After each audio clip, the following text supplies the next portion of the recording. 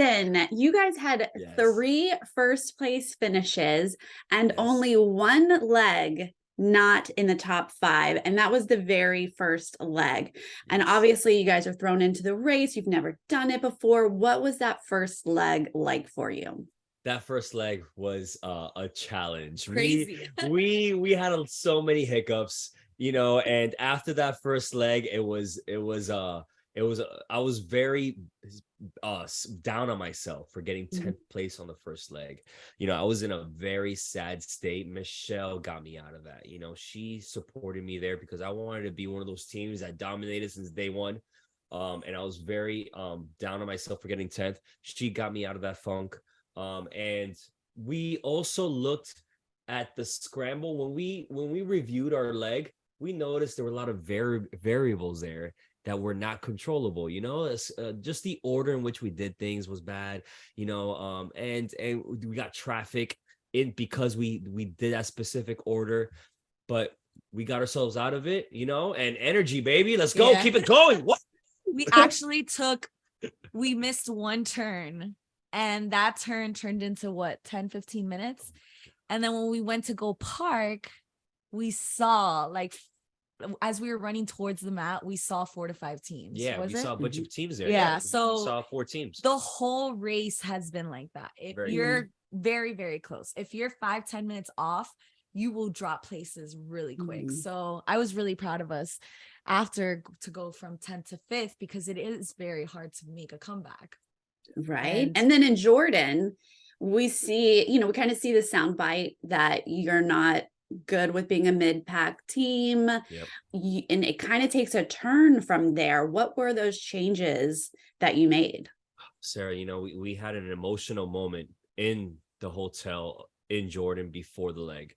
I wasn't happy. Yeah, you see me on TV, always yelling and having a great time. But Lewis does have more emotions than that. I told her I did not, in that hotel room, we were crying, I was almost crying. I wasn't sobbing, but it was very emotional just to talk about, how we wanted more that day, and we visualized, we dreamed, and we prayed, and we did so many things that I think did help us. We changed our mentality, and yeah, we got those back-to-back first place finishes, and that since then we had great momentum to keep on going in the race. Yeah, and I was actually happy that we went from 10th to 5th. So I feel bad saying this, but I was kind of happy that we were moving along, slowly going down. And I love that Lewis is so motivating and so pushing. He likes to push me and no, we got to get first. And that really helps because I lost my competitiveness a little bit through it. And then once we got first, that's it. The confidence came back. We knew we could do this. We knew we could be a team to beat.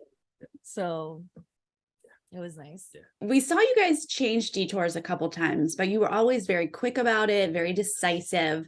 And you kind of mentioned that was your strategy. Talk through that with me. Yes. So just watching other seasons and listening to the other podcasts, we really trained and went through a game plan when it comes to detours, right? When we get there, if it's not our thing, decide right away. You don't want to be a team that stays there for an hour and be like, all right, now let's switch. That's horrible. That's a bad strategy. So yeah, we discussed that before the race, and we did it a few times. One detour was very close by in France when we went to the carnival games, to the walnut challenge. That was easy. The other one in France in Toulouse was not that close, but we still got second. And we still, it was good strategy. Yeah, we didn't regret the first detour change we made because we knew we were up against Marcus and Michael, and they went that way. We love to do games, so we decided that in order to beat them, we got to do something different. and we love games. It just didn't go well. Yeah. But in the second one, we don't even know why we went to the Why French. did we try to memorize French poetry? Like, Why? what were we Yeah. thinking? I did a couple of, what is it called? Duolingo, a few months of Duolingo in French. I thought I could do it. Great memory. Yeah, no, but that was a bad detour choice. It was a bad detour. You know, whatever. We switched and we got it done. So, Yeah. So Yeah, it worked out. My question though is about the paddleboard detour, because obviously y'all got the skill for it, you did it, but it seemed way harder It than did, frying right? fish. You know, it was crazy, Sarah. I want to say it was like 5 days before the race, and we went paddleboarding. That was one of the things that we practiced. We did so much training, and we have our best friend. She has paddle boards. You know, she lives right on the inlet. You know, in Miami. So it was like, we have a paddleboard option, and we're not gonna paddleboard. Hey, maybe this looks tougher, but we got to do this. Maybe maybe it wasn't. You know, you always never know, Sarah. So it's like, this sounds tougher on paper, but let's just go ahead and try it out. You know, we did make up some time. And then again, yes, we did the whole, if they're doing fish fry, the way to catch up is to do the other detour Fish and fry looked train very for linear, it. Yeah, we didn't know if the judges were going to be tough, and we knew that we were going to kill the paddleboard, and it was fun. We were in Spain, in the beach, in the water. It was amazing. Yeah, that water was nice compared to Iceland. Yeah, I bet. Now, going into the final leg, how were you feeling? What was your mental state? We felt confident. I was ready to be a millionaire. Yeah. Yeah. We felt good, but we played ourselves. Saw what I did there. So you know, it just wasn't our leg though. But before it, we felt good. You know, we felt confident. We felt strong. We had three first place finishes. You know. Yeah. But we're just not instrumental people. We could have been first the full entire leg, and the piano would have still gotten us.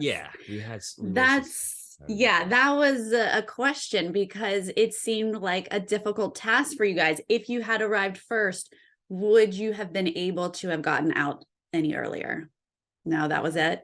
It was that task. Yeah, when Derek and Claire run out, we weren't even close. Oh, you know? We halfway into it, we just realized there's Black Keys as well. You know, and we completely missed that. Yeah, and then Lewis's way of memorizing it, he wanted to memorize the first 5. Yes. Right. So we took a long time trying to memorize the separate ones, and then once we pressed the black thing, I don't even know what it's called. Yeah, the pedal to start the timer. Yeah. We realized there's a timer. There's a timer. Right. So it's like a choreography that we had to learn. Like you had to go back and forth on like Derek said, like zone defense on one person on one half, one person on the other half. So we had to fix our strategy. The Black Keys. Sarah, I will not be going to a Black Keys concert anytime soon. It's ruined Black Keys for you. That's it. Yeah. It was a tough one. It was a tough, it was a tough last task. And it wasn't only memory, because I was excited for it to be memory. I knew every single street we had been on. I knew the name of every single place, what everybody looked like, what they were wearing, everything. So I was excited. But it wasn't only memory. It was memory. It was coordination. It had to be done in previous seasons. There's one person who could take over the whole task and finish it. Yes. It had to be both of us. It was tough. It was the task that took us out. I also have to ask about climbing this bridge though, Michelle. I mean, it was heartbreaking to watch you not understand how to do it. And you're like using all of your strength to get up it. Did they explain how to do it, or did you have to just figure it out? I mean, I've never climbed a bridge before. Wait. So you're telling me people don't just climb that bridge for fun in Nashville? I mean, it does look fun, but hard. The way I trained, for stuff like that, I did rock climbing, all those tasks that I have to like climb up, and you do have to pull yourself up, and then you rappel down. So in my head, I really thought that I just had to grab stuff and pull myself up. I was using my body strength. It was so exhausting. And as you go along, you have to switch the clamps. There's like clamps that you have to switch. And by the time I was closer to the top, I realized the weight was holding me. I didn't feel that before. I thought Mm. I didn't think it was holding me like that. And I was like, I could just walk up this thing. I don't know what I just did. And at that moment, I was frustrated because little things like that is what makes you lose the race. Mhm. And then when I went up there, since I was frustrated, Emily beat me to it. I couldn't see Derek from where I was. So I couldn't see that he was climbing up and just copy him. They were both on the same side. I was on the other side of the bridge. So I was frustrated because Emily has a bad knee and she beat me in a height challenge. And I love heights. So it was frustrating. And then I didn't see the clue. And I waited for her to go down because I thought I had to wait. And then I realized that I couldn't go down because I didn't grab my clue. Mhm. But at the end of the day, we could have been first the whole race. And it was the keyboard. That She's took us out. she's being hard on Right. herself. You know, that bridge task, it brought us back, 2-3 minutes. That Mhm. piano task was the Yeah. killer. So Right. Our navigation was really, really good in Nashville, though. That's why we kept catching up to everybody. Yeah. Now you guys have talked about, wanting to start a family, but your dream was to go on this race. What was it like to actually do this race together? Sarah, this year has been so crazy. Oh man, just to do this together, to have these memories, to have this experience, to have it all on video, to pass this down to our kids and our kids one day.